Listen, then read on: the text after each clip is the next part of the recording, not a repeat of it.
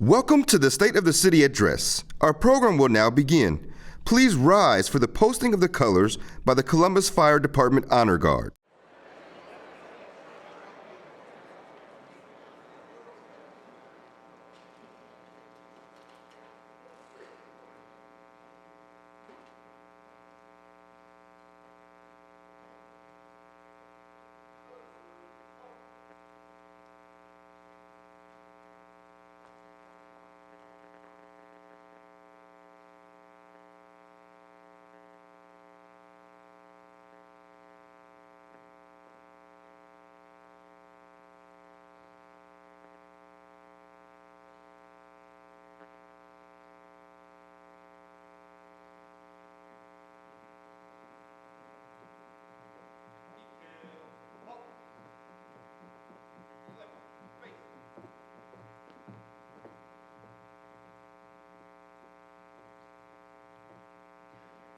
Please remain standing for the singing of the national anthem and the Pledge of Allegiance.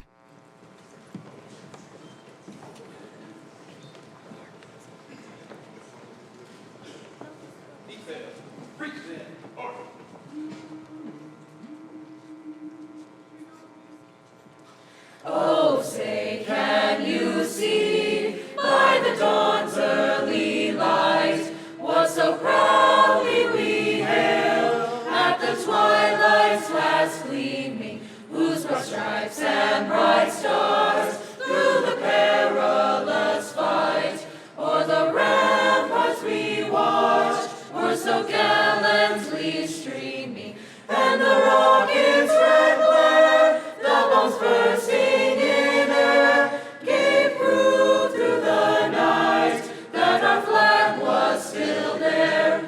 Oh, say, does that star-spangled banner yet wave o'er the land of the free and the home of the brave?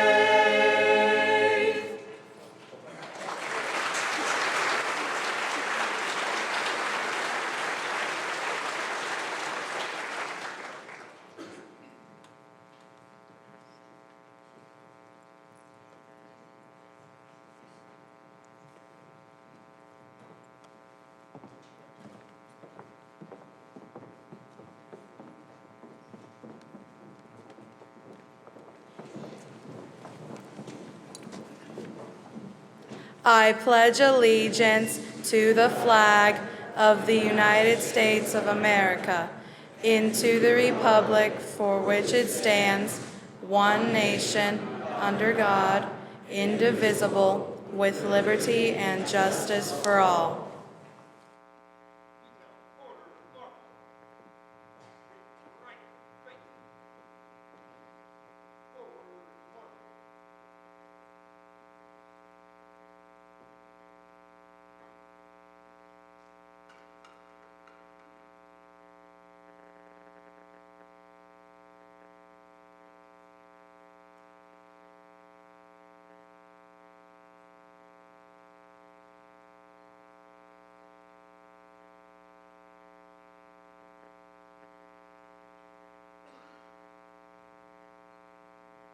Ladies and gentlemen, please welcome Whetstone High School Principal Janet Routzong.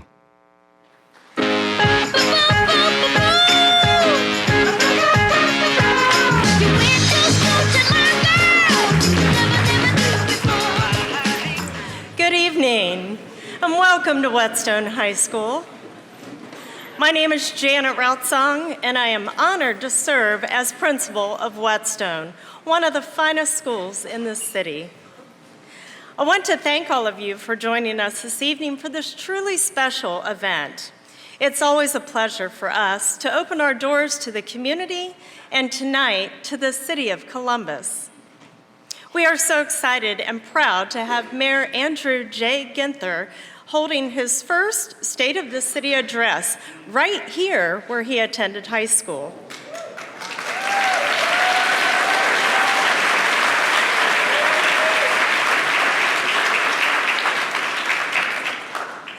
Quality education, College and career readiness, student achievement are the focus at Whetstone High School, Columbus City Schools, and are certainly a top priority for Mayor Ginther. He is a tireless advocate for our students, and I am truly proud to call him my mayor. And now I have the honor of introducing one of our current students, a senior, Akeem Adesiji. He is going to tell you a little bit about what life was like in 1993, the year that the young Andy Ginther graduated from Whetstone High School. Please join me in welcoming Akeem Adesiji.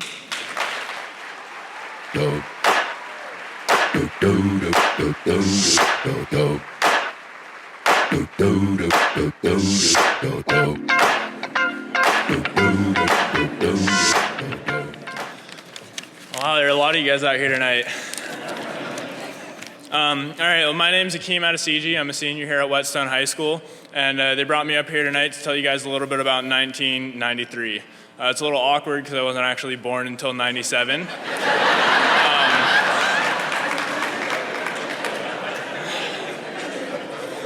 But anyway, so I went to the internet, and this is what I found.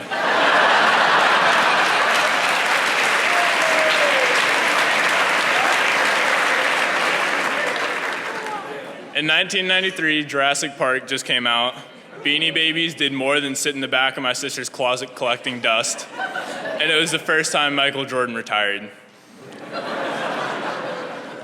In 1993, things were also a lot cheaper. You could get gas for $1.11, and you could go to the movies for $4.14. So to recap, we have cheaper movies, cheaper gas, and Beanie Babies.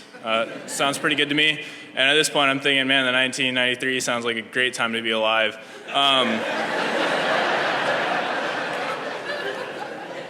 That's before I found out what you guys wore back then.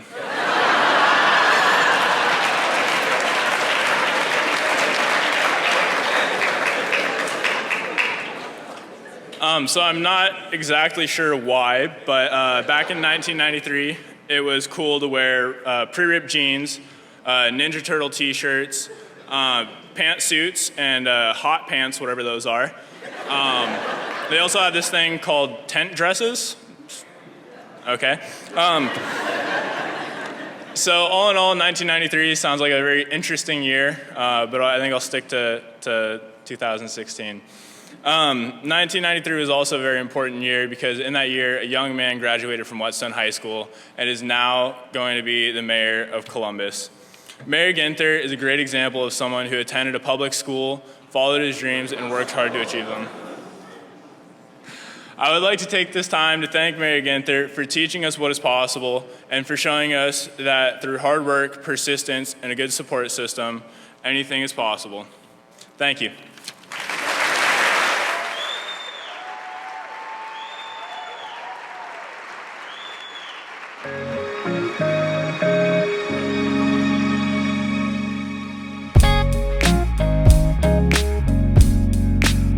My name is Errol Rembert. I've been at Whetstone High School as a teacher and a coach since 1978, and I've had the pleasure of having Andrew on my boys volleyball team and in the school as far as being student council and other activities. Well, I think he has a good perspective because I know his parents were involved with adoption. He knows the type of kids that need help. He knows what types of help they need. I know he's volunteered on the east side at some of the places and helping out with reading and other things like that. So being from here, yeah, I think he knows what needs to be done. And he's one who's said from the beginning that he wanted to be involved in the politics, and he made that come true. During my continuance in said office.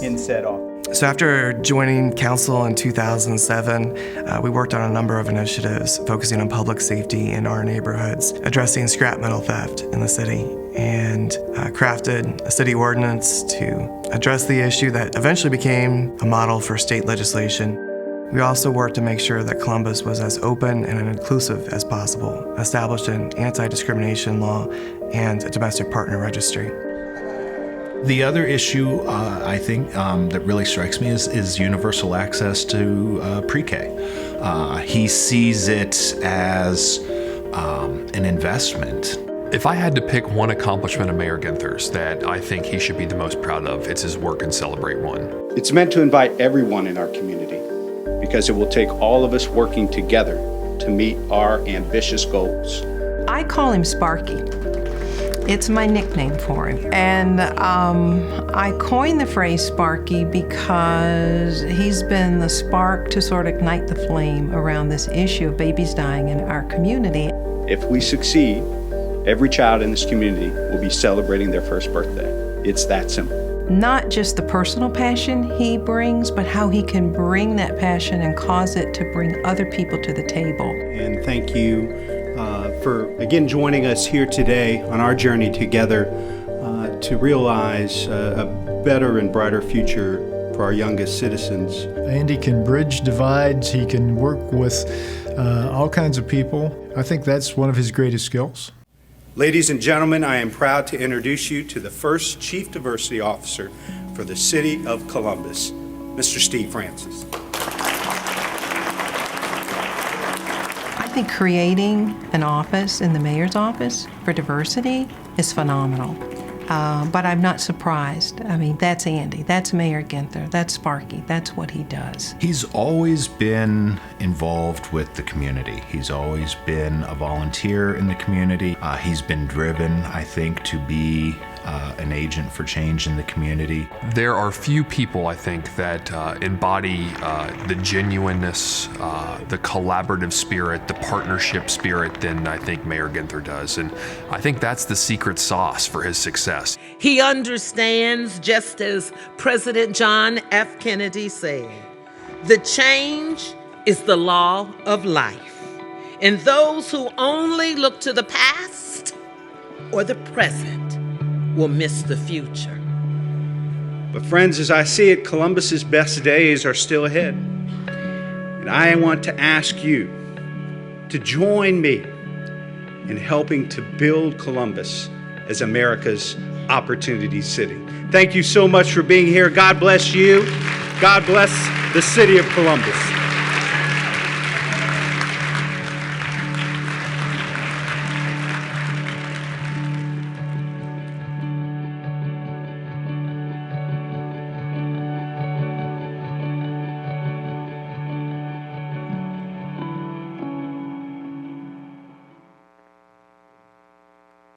Please welcome the Honorable Mayor Andrew Ginther.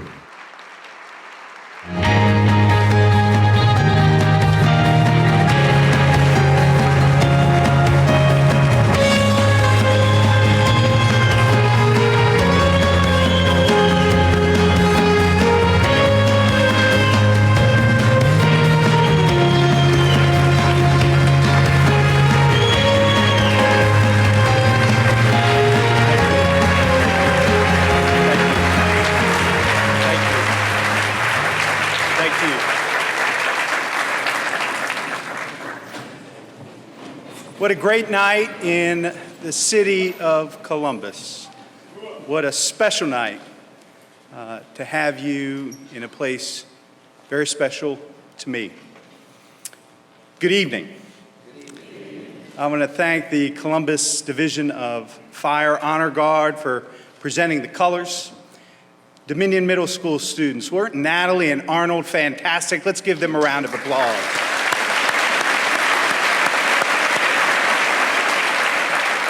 For leading us in the Pledge of Allegiance, and I don't know about you, I'm a little biased, that Whetstone Mixed Ensemble for that outstanding performance of our national anthem.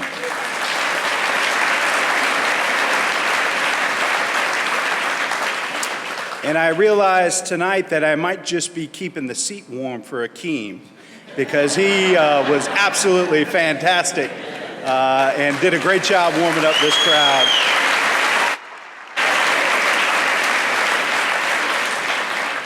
I want to thank the members of Columbus City Council, President Zach Klein, President Pro Tem Priscilla Tyson, Shannon Hardin, Jiza Page, Elizabeth Brown, Michael Stinziano, and Mitch Brown.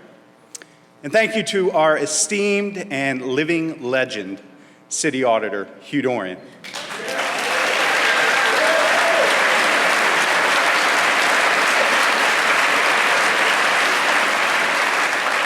my counselor and our lawyer, City Attorney Rick Pfeiffer.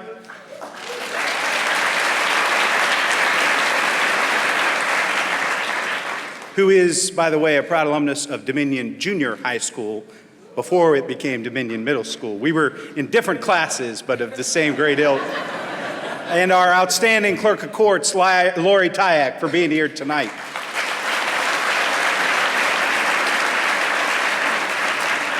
Thank you to the Franklin County Commissioners, John O'Grady and Marilyn Brown, Columbus City Schools Superintendent Dan Good, and the great, outstanding Columbus Board of Education, and to all the elected officials here tonight. Thank you for being here. Thanks to my outstanding cabinet and my staff, especially my Chief of Staff, Greg Davies. Most of all,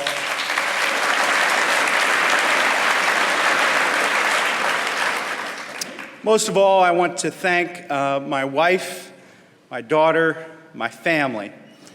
My mom and dad and sister are here tonight, and I would like them all to stand and be recognized here.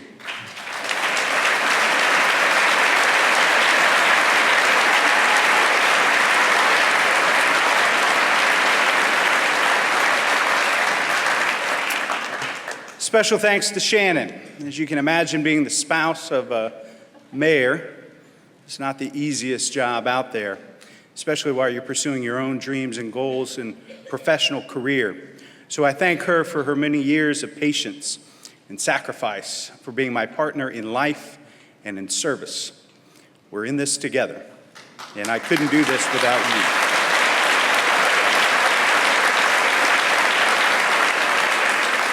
I want to recognize our great principal here at Whetstone High School, Janet Rautzong. She has been an amazing host, and grateful for the way they have opened this amazing place to us tonight. And I have a number of former teachers, principals, administrators, educators that are here tonight. Please give them a round of applause and recognize them.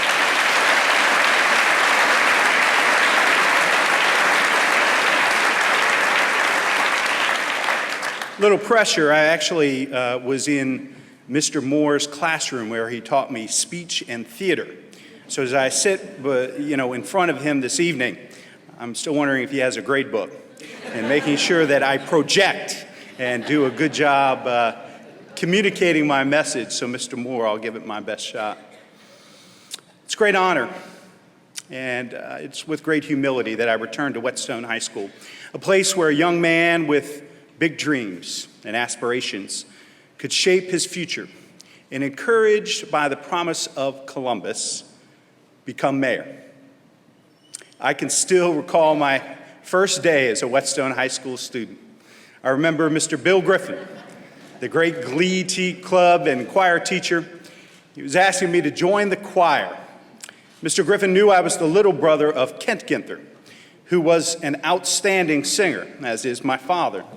And he was excited to add some new talent to his choir. So he brought me in and asked me to sing a few scales, but just a few. After a few seconds, he stopped me and said, "Well, you look a lot like your brother. But the band room's down the hall." Luckily, I was a little better at football than I was at singing, and had the honor of playing as a defensive end for the Whetstone Braves. I can remember on 4 or 5 distinct occasions having the great opportunity to guard and contain some of the City League greatest athletes of the time: Marlon Kerner, June Henley, Terry Glenn. And as you can see from the guy you're looking at tonight, I was humbled more than once. I had a great, outstanding defensive coordinator and coach who taught me early on a man's got to know his limitations. And I learned about those on the fields here in Columbus, but they're great life lessons as well. Roger Hendricks was that amazing coach and teacher, a biology teacher here for decades. And I am who I am today because of great teachers like that. All of us are who we are because of amazing families, teachers, coaches, administrators, staff, that invested in us and built us into who we are.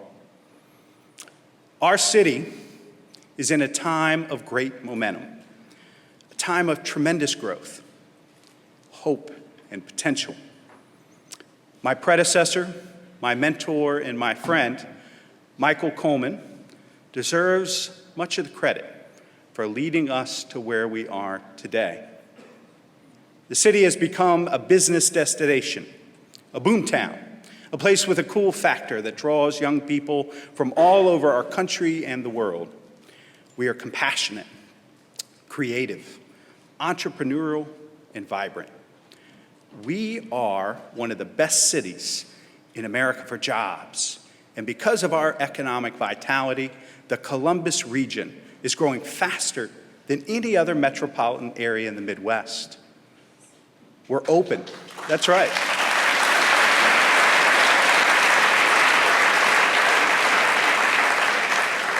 We're an open and smart, diverse, and according to the Intelligent Communities Forum, we're the smartest city on the planet.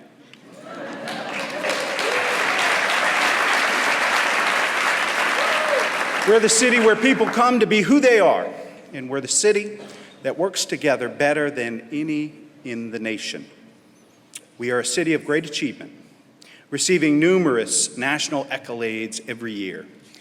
Forbes magazine declared Columbus America's Opportunity City, where you can make a tangible impact on your community while still enjoying a high quality of life, cultural amenities, and a diverse economy that you can only find in a major city.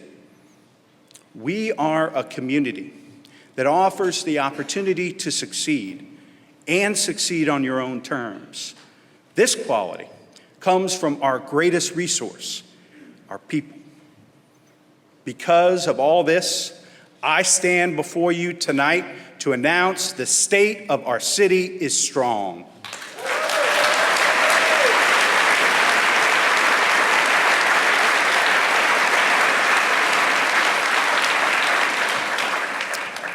Yet while we have much to be proud of, we still have challenges ahead. We have neighborhoods in this great city that have not experienced this level of opportunity. Neighborhoods where families are struggling with fewer high-quality educational options, higher unemployment, and disproportionate crime. As a lifelong resident of Columbus, now raising my own child in this city, I take this personally. It's why I ran for mayor. Our administration will be measured not just by our ability to put Columbus on the map, but to address the challenges of all the people who live here. Even as we tell our story around the world, we must do more to advance shared prosperity and lift our city up. Every family in every neighborhood should be able to share in the success story that is Columbus.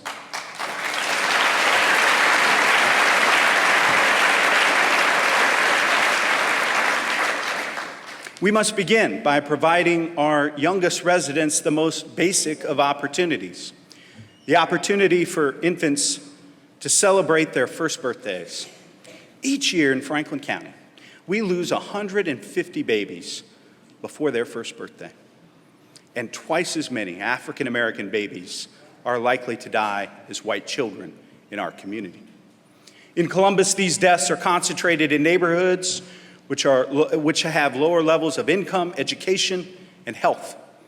One of our neighborhoods loses 4 times as many babies as the neighborhood right next door.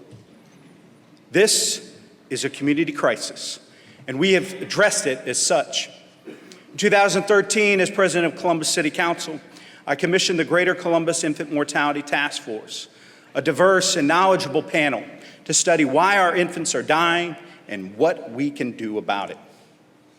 What I witnessed through this process was truly inspiring. Our community came together to reverse our intolerable infant mortality rate. In 2014, with a group of dedicated partners, we launched the Celebrate One initiative, prioritizing those neighborhoods where infant mortality rates are the highest and where we can have the greatest impact to save young lives. So in Linden, the near South Side, the near East Side, the Hilltop, Franklinton, the Northeast, Southeast, and in Northland, we are working to educate, engage, and enlist residents as advocates and ambassadors on this issue. Our goal, which is widely regarded as one of the most ambitious in all of America, is to cut our infant mortality rate by 40% and cut that racial disparity in half by 2020.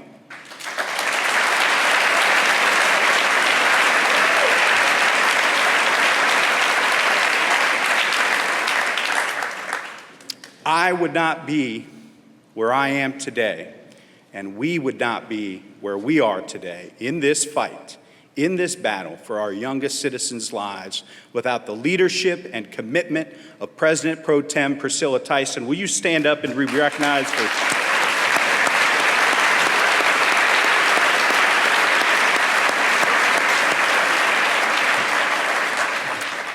What we've been able to accomplish so far has been a testament to the determination of this community. Since October, Columbus Public Health has trained more than 200 Safe Sleep ambassadors, including pregnant women, new parents, grandparents, healthcare professionals, and community partners, to educate at least 10 additional colleagues, friends, or neighbors about safe sleep practices. To address one of the leading causes of infant death, premature births, we have initiated a historic new partnership between Primary One Health and the Ohio State University Wexner Medical Center to provide women with wellness services before they become pregnant, with prenatal care and birthing services after they become pregnant, and health care for the entire family once the baby is born.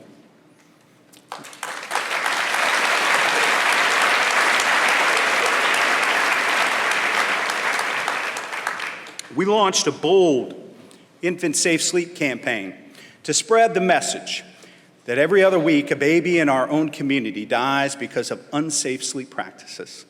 These deaths are preventable. This campaign educates our parents and caregivers about the ABCs of safe sleep. A, every infant must sleep alone. B, on his or her back. And C, in a crib. Together, we are creating healthier communities and we are saving lives, but we can do more. Just last week, in partnership with the United Health Foundation, we launched the Celebrate One Connector Corps. This program will deliver new resources to serve women in neighborhoods that face higher rates of infant mortality and other health inequities. United Health Foundation's $1.7 million grant supports our boots on the ground work in these neighborhoods, which includes training conducted by Ohio State Colleges of Nursing for dozens of Connector Corps workers to educate mothers-to-be, mothers and families. This program alone will reach 27,000 women each year.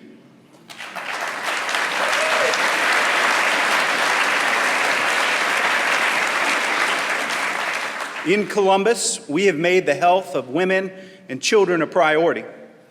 Moving forward, we will continue to seek public-private partnership opportunities to reach our goals. We have not yet solved this crisis, but I couldn't be more proud of how this community has mobilized into action over the past 2 years. We are making a difference, but we will not be satisfied until every child in our community has the opportunity to celebrate their first birthday.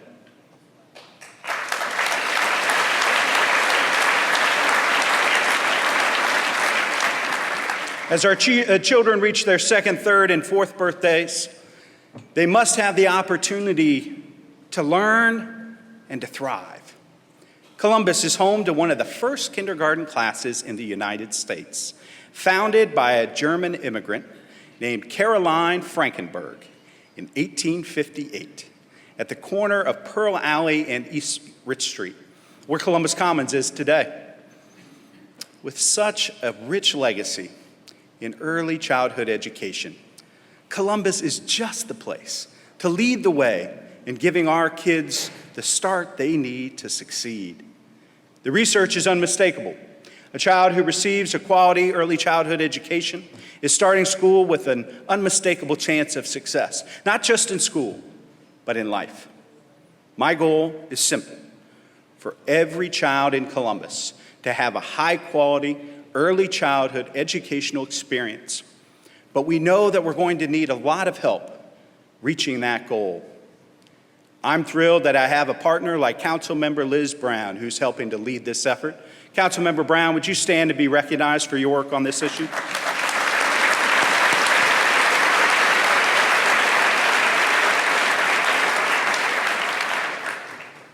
We appreciate that the state of Ohio is expanding funding for early childhood education in the 2017 school year. And we appreciate that the state is partnering with us locally on this goal. But Ohio remains far behind other states when it comes to investing in early childhood education. In fact, among the 50 states in the District of Columbia, Ohio ranks 36 in access to pre-K for 4-year-olds. The state can do more. We ask the state of Ohio to begin to treat pre-K as an essential part of elementary school education by making state resources available for all kids. Quality pre-K is not daycare. It's an education experience all of our children deserve to have, whether they live with 2 parents or 1, whether their families are at home during the day or at work, and regardless of their zip code. This is why the City of Columbus has invested our own resources in expanding early childhood education, creating 1,000 high-quality pre-K opportunities since 2014.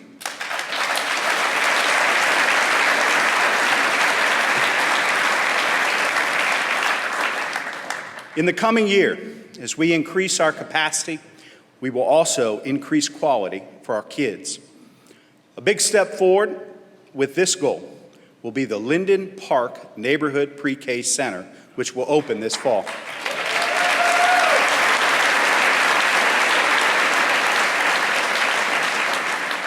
Only 1/3 of children who live in Linden have access to early childhood education opportunities before kindergarten.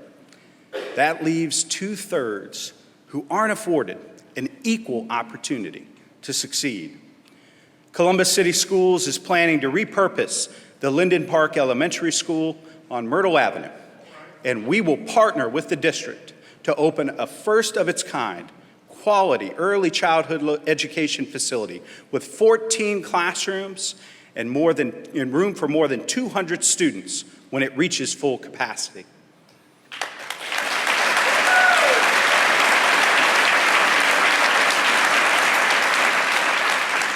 We believe this will be the first pre-K center in the nation in which the school district and the community providers work together under one roof, pooling their resources to provide pre-K and additional services for children and their families, professional development for educators and providers. As we expand pre-K throughout Columbus in the coming years, this effort in Linden will not only serve as a model, not only for our community, but for the entire nation. I would also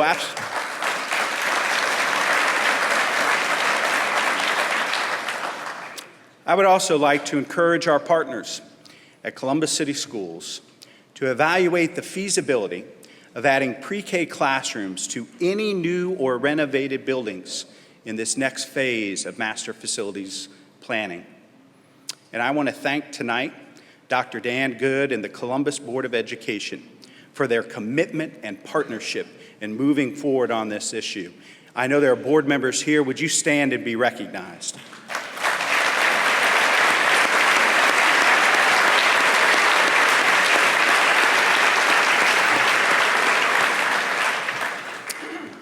A child with a quality education should grow into an adult with an opportunity for a good job. We must ensure that the skill set of our workforce properly aligns with available jobs. To fill these jobs, we are refocusing our workforce development efforts. With our partners in Franklin County, we are restructuring the Central Ohio Workforce Investment Corporation, or COWIC, into an even greater resource for those individuals seeking work and those employers seeking workers. And I want to thank Suzanne Coleman Tolbert for her outstanding leadership of COWIC. Suzanne, I know you're here tonight. Thank you for your leadership.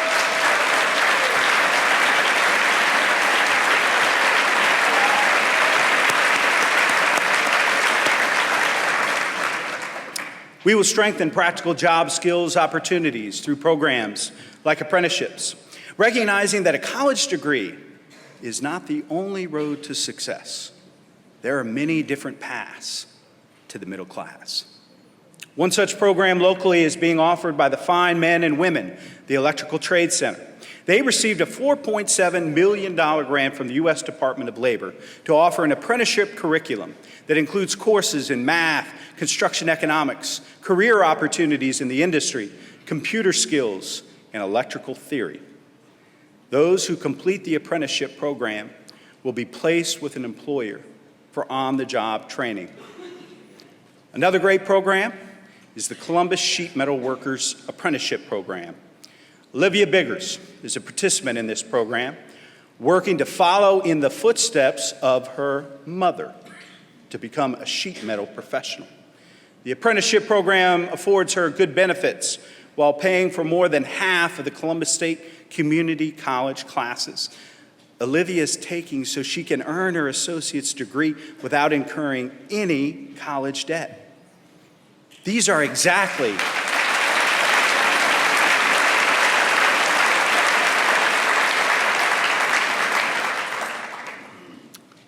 exactly the type of programs we should be promoting in our schools' curriculum.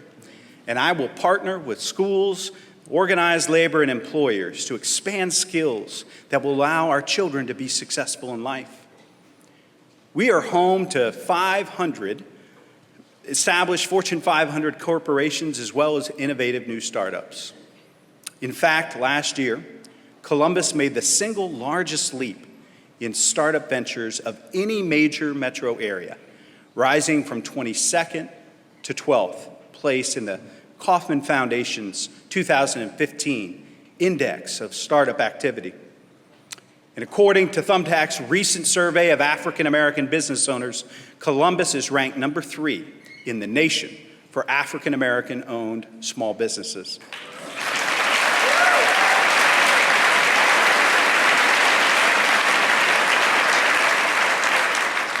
Over the past 10 years, the city has approved 371 loans for a total of more than $11.2 million for small businesses and has pursued progressive strategies to attract private investment in small business startups.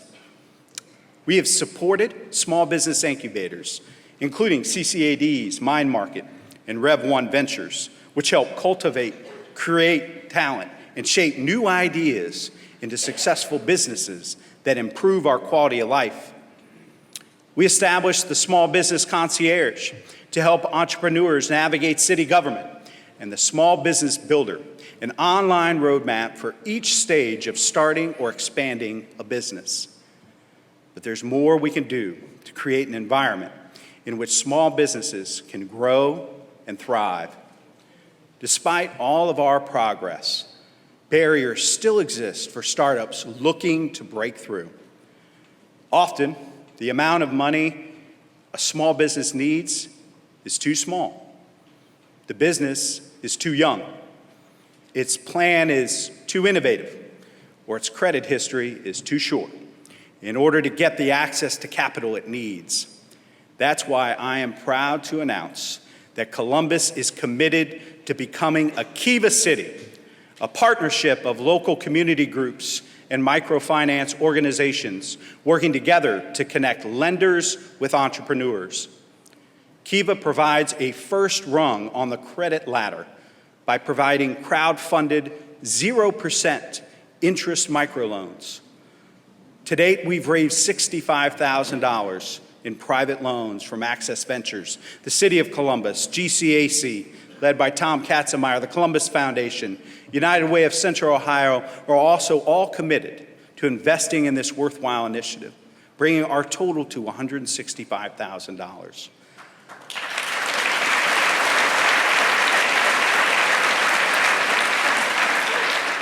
We would not have made this progress and made this commitment as a community without the leadership of Councilmember Shannon Hardin, and I'd like him to stand and be recognized.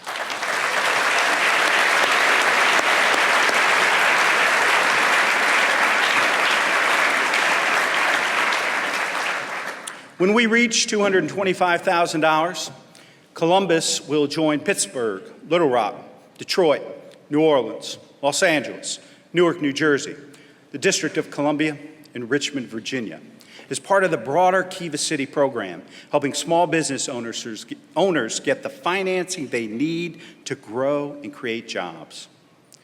The initial $225,000 in grant support will be leveraged into $1 million in interest-free microloans to 200 new underserved local entrepreneurs over a 3-year period, promoting further business development and resulting in a $2 million incremental economic impact. This is an opportunity for new local businesses in our community and our neighborhoods to thrive. We've heard your call for new investments in some of our oldest neighborhoods. And even as we continue our revitalization efforts in the Southern Gateway, Franklinton, the Near East Side, we know there are other neighborhoods that could benefit from more city investment. Partnership with Council, we're proposing a 2016 capital improvements budget that will propose investments of $27 million into Linden and its continuous neighborhoods.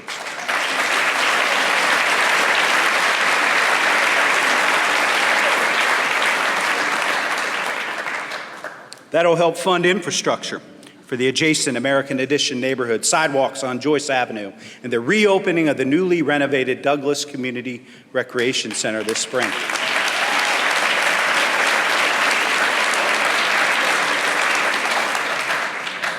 Our capital budget also proposes $34 million for the Hilltop, including sidewalks on Mound Street that will allow children to walk safely to school, neighborhood flood control, and streetscape improvements along Broad Street, as well as the reopening of the rebuilt Glenwood Community Recreation Center in April.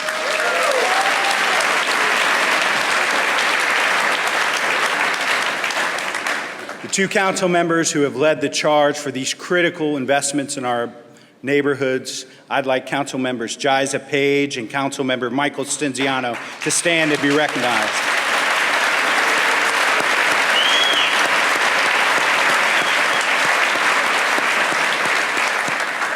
These investments will not solve every problem these neighborhoods are facing, but we believe they will improve the quality of life for their residents and increase their opportunities for safety and success. We will continue to invest in Restoration Academy, which offers a second chance. Restoration Academy offers a second chance to restored citizens who are ready to contribute to their communities and support their families. And this year, I'm pleased to announce that we will offer 2 classes of the Restoration Academy, with 1 class specifically for 18 to 23-year-olds.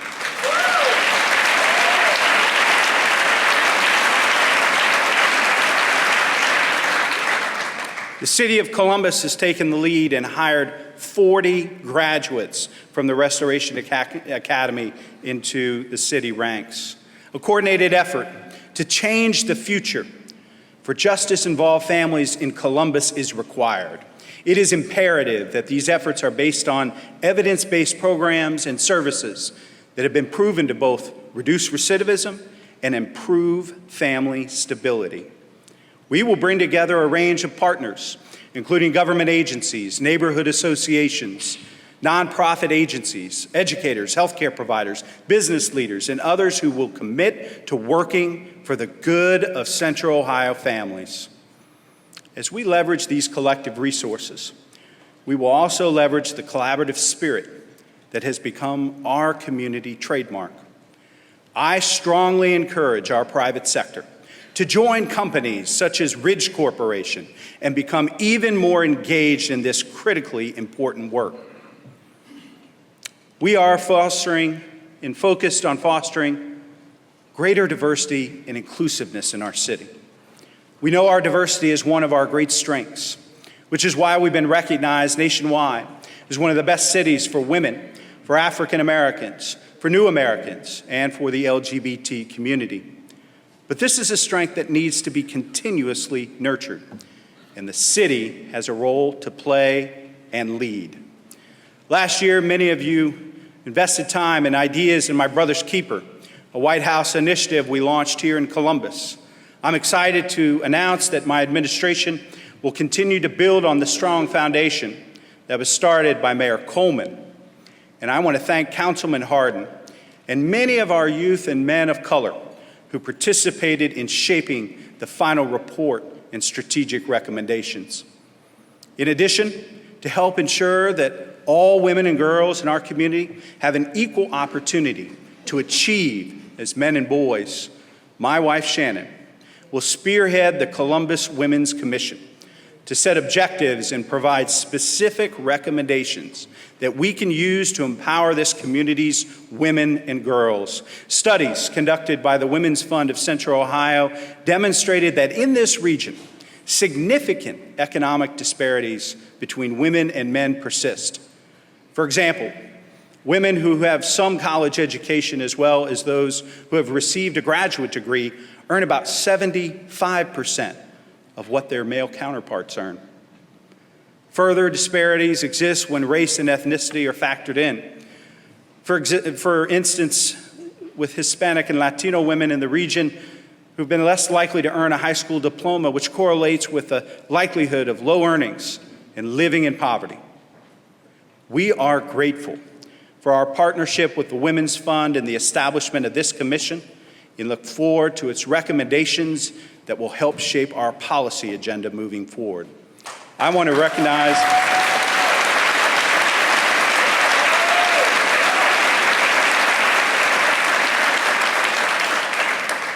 recognize Women's Fund President Nicole Dunn and my wife Shannon for their work on this important initiative and ask them to stand and be recognized.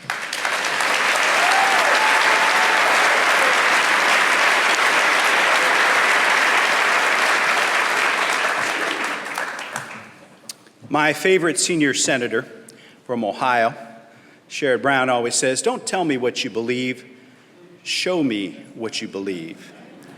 I'm extremely pleased to share with you that my administration has more women serving in my cabinet and in my mayor's office staff than any administration in the history of the city of Columbus.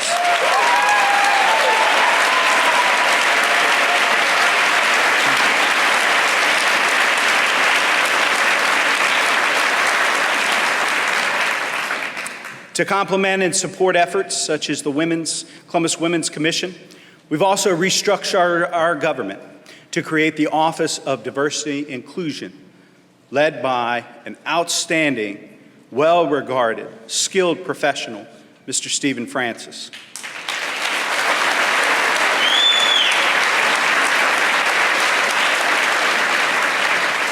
Part of its role will include community engagement, dialogue, and outreach to improve race relations and the reduction of cultural divisions. But we'll also make sure that we practice what we preach when it comes to our own hiring and purchasing. The Office of Diversity and Inclusion is enhancing the impact and effectiveness of our equal business opportunity operations to ensure that diversity becomes a prime consideration for all of the city's goods and services needs. And it will work closely with our other departments to develop a recruitment, retention, promotion, and development plan to support diversity within our workforce. We will set realistic, but if you know me, aggressive, diversity and inclusion goals that reflect our demographics, and we will benchmark our progress. If you're not measuring it, you don't mean it, and I mean it.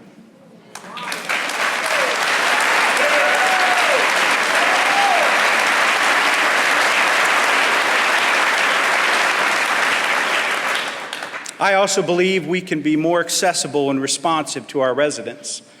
All of our residents should have the opportunity to be heard by their public servants and their elected officials. Over the past year, I've had the chance to visit our neighborhoods and hear the hopes, the dreams, and the concerns of our residents. A month ago, we hosted a series of weekend family reunions in 6 different neighborhoods, where I had the chance to hear directly from you about what you like and what you didn't like about city government. What I heard is that you expect a government that's more accountable and accessible. You expect a government that reflects you.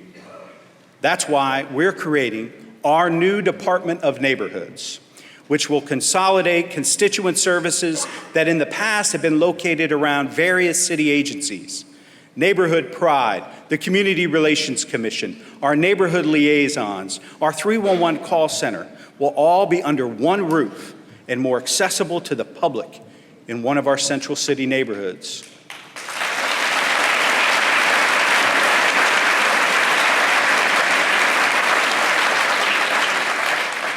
Now your gateway to government will be a one-stop shop focused on service, openness, transparency, and accountability. All of our residents, kids and adults, civilians and police, deserve the opportunity for a harmonious community built upon mutual respect, security, and trust, not fear. The Columbus Division of Police represents the best of us, men and women who put their lives on the line every day to protect ours.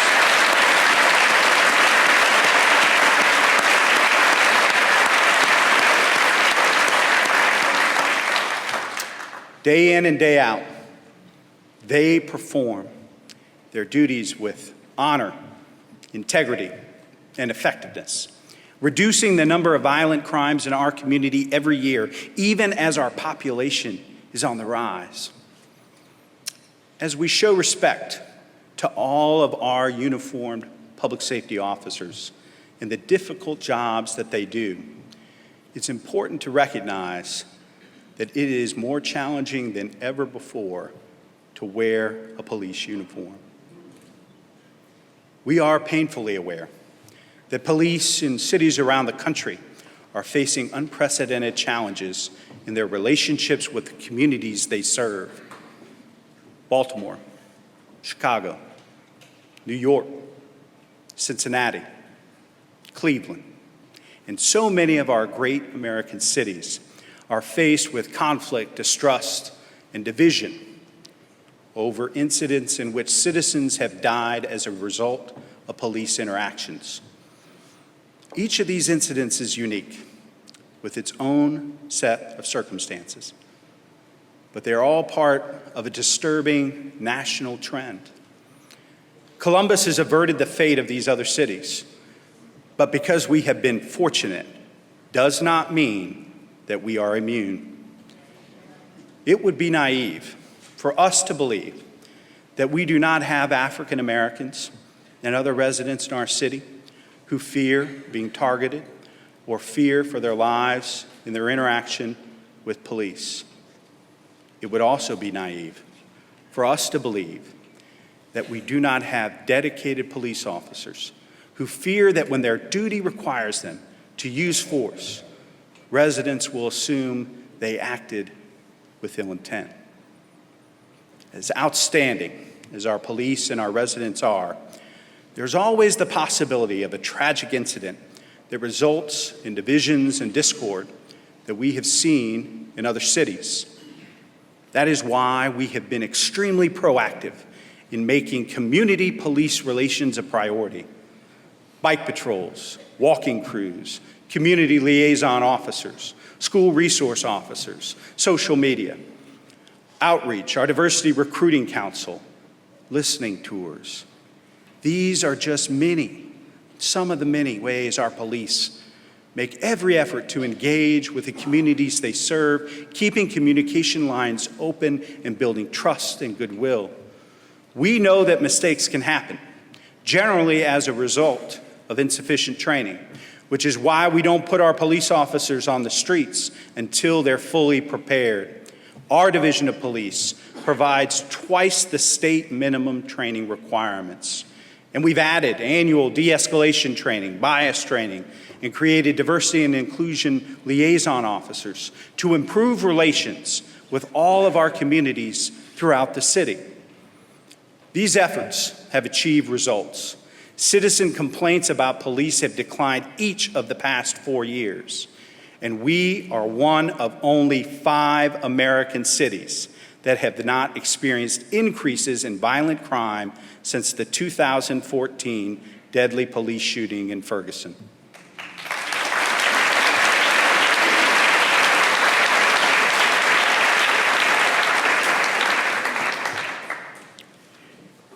Working together, we will ensure that we continue to have the best trained and equipped police officers in the region and in the nation, so they can protect the public and protect the public's trust. We are currently in the process of preparing to outfit our police officers with body-worn cameras,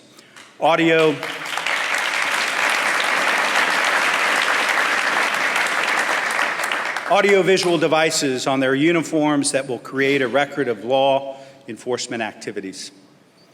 According to a recent national survey, 95% of all large police departments are planning to proceed with body-worn cameras, having either already implemented or expecting to add this policing tool. Police organizations, including the National Fraternal Order of Police, have provided guidance for best practices as police forces throughout the country equip their officers and develop policies for implementation. The Department of Public Safety will begin equipping officers with body-worn cameras by the end of this year, and this policy will be thoughtful and deliberate.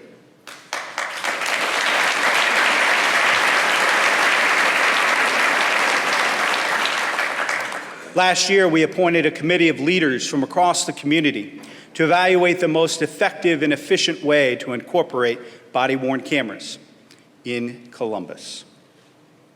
I appreciate Police Chief Kim Jacobs' leadership and her commitment to getting this done this year. Thank you, Chief.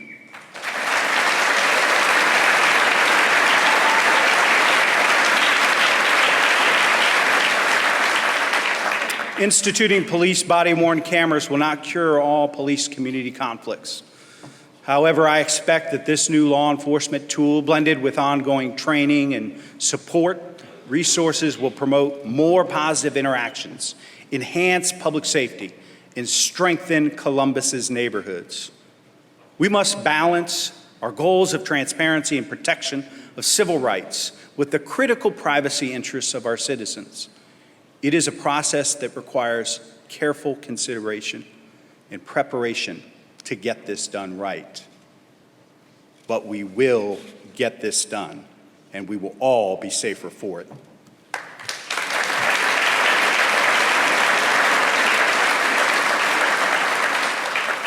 Council President Zach Klein and Councilmember Mitch Brown are helping to lead this effort on council, and I'd like to thank them both for their service and their leadership. And I also want to recognize a special guest here tonight, Representative Kevin Boyce, who has led the way in the state legislature to help us make this a reality. Councilmember Brown, Representative Boyce, would you stand and be recognized?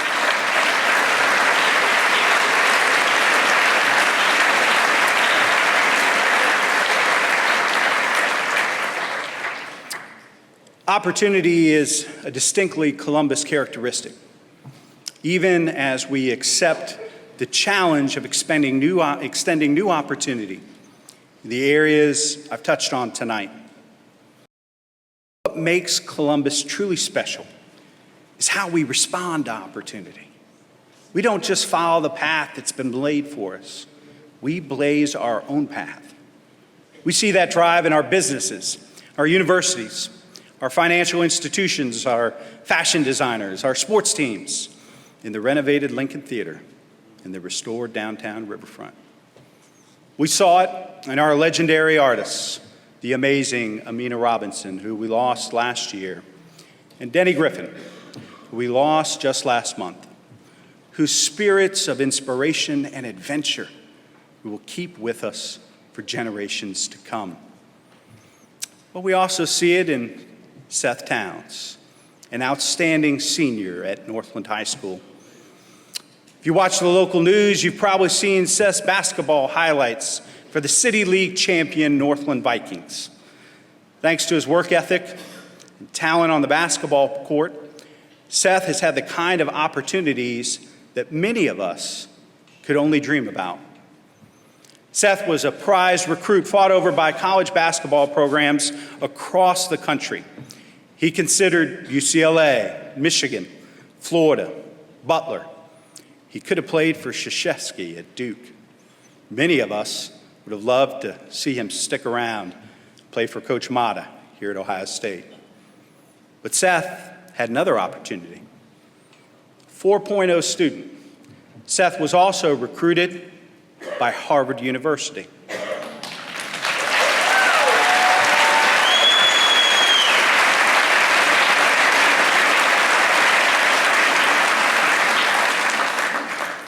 Now, as you may not know, Harvard doesn't offer athletic scholarships.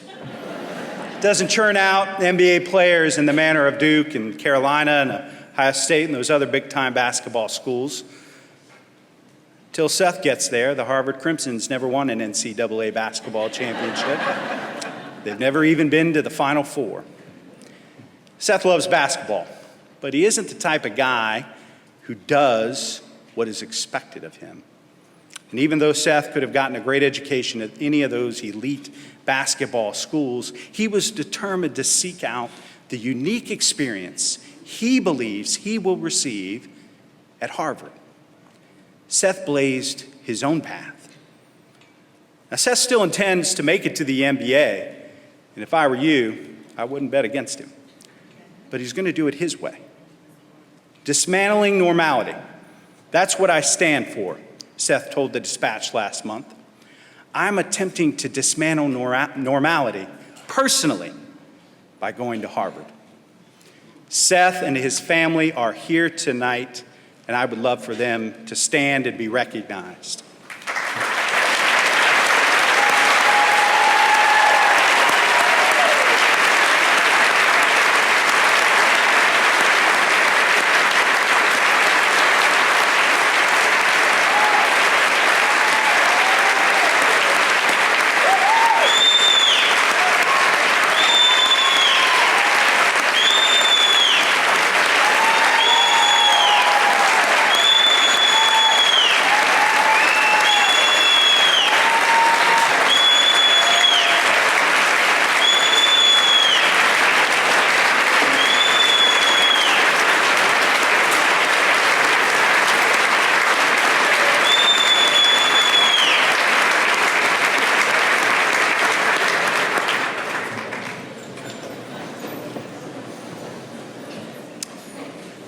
And so, another young man with a higher GPA and a much better jump shot, with big dreams and aspirations, will take all he's learned from Columbus City Schools to build his own legacy. That too is the legacy of the city of Columbus, a place where each of us, from neighborhoods extending all across this great community, can work together to meet new challenges.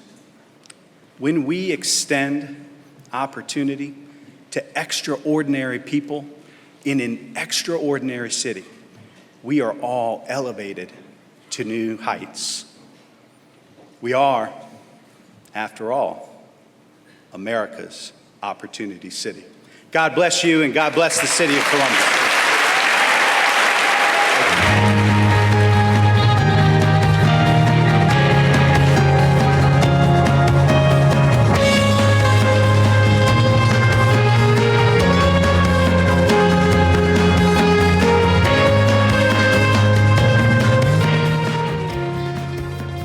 Thank you for attending Mayor Ginther's inaugural State of the City address.